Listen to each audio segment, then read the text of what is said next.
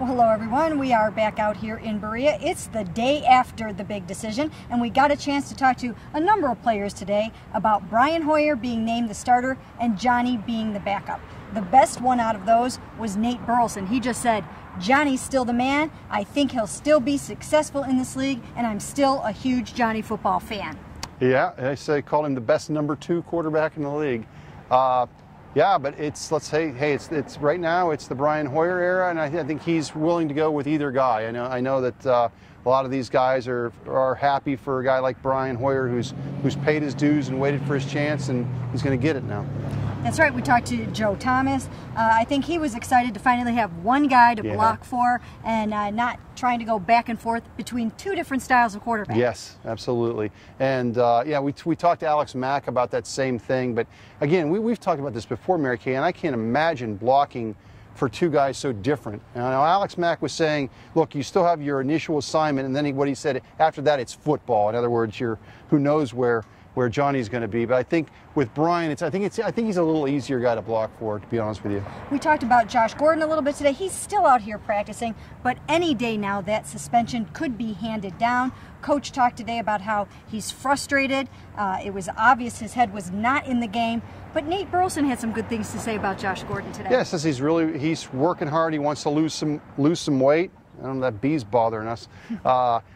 Yeah, he wants to try to lose some weight, and I thought it was really interesting him saying that the position coach kind of challenged Josh a little bit. I thought that was interesting. Yeah, and you know what? Josh is still young in this game, really. I mean, he still has to work on his route running and all kinds of things. But Nate did say that Josh is committed to getting stronger, to getting in more shape, and to getting better. So I think those are all great signs as we head into what could be a very lengthy suspension on the part of Josh Gordon. We talked to a couple of defensive guys today. There's a little bit of shakeup going on the defense when you think about it. Buster Screen had surgery. I think that's a big loss. They had 3 really good cornerbacks, so hopefully for them, Buster will be back as soon as possible. He's week to week right now, so he had thumb surgery, and then Desmond Bryant had wrist surgery, and he might be out for a little bit. Yeah, I think I get a sense that Buster's going to be back in time for the regular season opener. I don't have any concrete evidence, but don't forget, like a guy like Desmond and a guy like Buster wouldn't be in that 4th game anyway. You wouldn't think.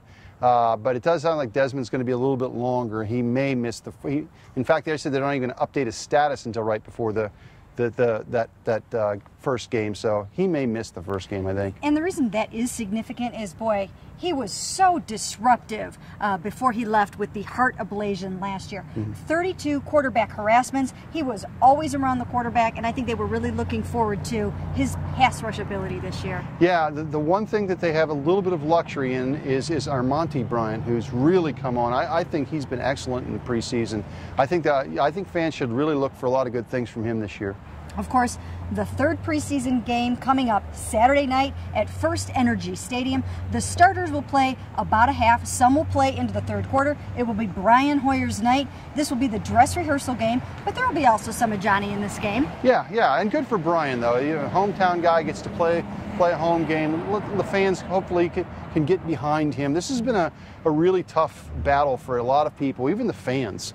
I think that there's so many fans on both sides of the aisle. It's almost like Republican Democrat type of thing. But I think the fans are going to at some point have to come together and rally behind Brian. It's time to do that for sure, and time to get this offense on track so that they can be ready for that opener in Pittsburgh. From Berea, for Mary Kay and Tom on cleveland.com.